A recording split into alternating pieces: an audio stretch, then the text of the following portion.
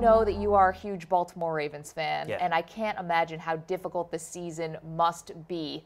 What have your thoughts been, and how would you sum up this year of being a Ravens fan? Well, I mean, I think first and foremost it's important to note that there's really only one victim in the whole story of what's gone down with the Ravens this year, and that's Johnny Rice. Yeah. As a fan, yeah, it's been uncomfortable. It's caused me to do a lot of thinking. It's caused me to get educated, frankly, about a lot of things that I feel like I needed to be more educated about. It's opened up a discussion in a worthwhile way. I mean, I think that it's really important to note that, you know, the inroad is football, the inroad is sports, the inroad is fandom, but the real discussion is domestic violence. Absolutely. You know, and it's a discussion that needs to be had. I mean, you're talking about, you know, in the years between 2001 and 2012 in Afghanistan, which is a war, we lost somewhere around 6,100 American soldiers, closer to 6,500. In that same equivalent period of time from 2001 to 2012, almost 12,000 women were killed in domestic violence. That is sobering.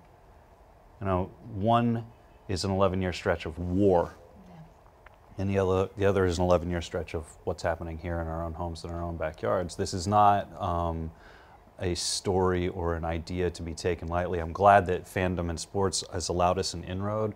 I mean, I think that these commercials and stuff that I've been seeing, you know, with Chris Carter and these guys, you know, trying to start this conversation are powerful and necessary, but if the Ray Rice story allows us to continue discussing a more important issue, then I think that then that's, you know, probably a good thing. In terms of the man himself, you know, listen, I begrudge nobody a second chance, and I look forward to Ray working hard for a long time to earn that second chance. You know, and ultimately that's not up to me to decide when that happens, but you know, I hope that he becomes as much of an advocate for the positive side of this as he's become a pariah for being on the wrong side of it. When I said before that you are a Ravens fan, you really are. The last time you were here, you talked about watching the Super Bowl in your basement because you were so superstitious, you didn't want to jinx the team. Was there ever a moment during this entire Ray Rice saga that you considered giving up being a fan of the Ravens? Yeah. Yeah. What finally made you stick with him? I love Baltimore. I love that town. I don't know that there was one specific thing that made me say, like, I'm going to continue being a Ravens fan just because they did or didn't do X, Y, Z. I will say that it is added an asterisk to my fandom. I mean, that's the thing. There's still so many questions to me about how all of this played out. There have been so many interviews. There have been so many sort of things. And now we're just sort of starting to learn that a lot of them may not have contained anything resembling real factual information. So, you know, ultimately at the end of the day, it's sports, right? And that is important and worthwhile in its own regard. But, you know, I think that the thing that I keep on coming back to, and I think that's important for me to remember, and hopefully, you know, that it's something that I can carry with me and help other people remember too, is that this is ultimately part of a bigger discussion, a much more important discussion that needs to be had.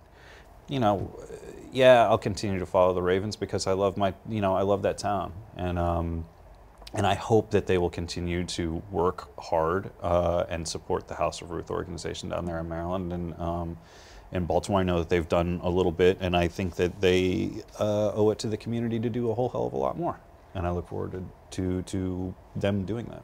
We look forward to it as well. Yeah. Living your apology. That's what I like to call it. Yeah. Making a lifestyle. Well said, yeah. You are also a fan on the college level to a certain extent because you spent some formative years in College Station, Texas, which we know bleeds for the Aggies. Yes. Did you ever try to pitch a Johnny Manziel story to the newsroom? No, I never did. I never pitched a Johnny Some missed football story opportunity there, Thomas. I think so. You know, I mean, I think that Sorkin would have gone for it. You know, there's enough in there to where he would have found something. But you know, it never occurred to me. I really wish we would have had this discussion a year ago. Do you see the Johnny Manziel era beginning in Cleveland? Are you following this? Yeah, of course I am, Yeah. because, you know, they play in, you know, the Ravens division. So Sure. I'm really curious to see how it all plays out. I mean, I have a hard time believing that it's not the beginning of the Johnny Manziel era in Cleveland. That fan base, and I say this as somebody who is a fan of a rival team, that fan base deserves some excitement. They really do. You can say that even as a rival. That's how bad it's gotten. That's how bad it's gotten. And I like the town of Cleveland. I think that they're largely really cool people that live there, and it's a passionate, knowledgeable fan base who has continued to come out in incredibly cold weather for a very long time, and like they deserve some excitement. And I think that Manziel is the guy who provides that. Now, whether or not you want to start him in the middle of a playoff hunt or not is a really interesting discussion, and as a fan of a rival team, I look forward to them figuring that out and having lots and lots of talks about it. But I think that the kid's going to be. I think he's exciting. He's good for football, at least for a little while. Absolutely, and it's an exciting time for you as well, not just Johnny Football. As I mentioned before, 2 movies coming out this week. Between Wild, which is getting Oscar buzz all around, it's got to be so exciting, and Take Care. What is this week like for you? It's a little bit crazy.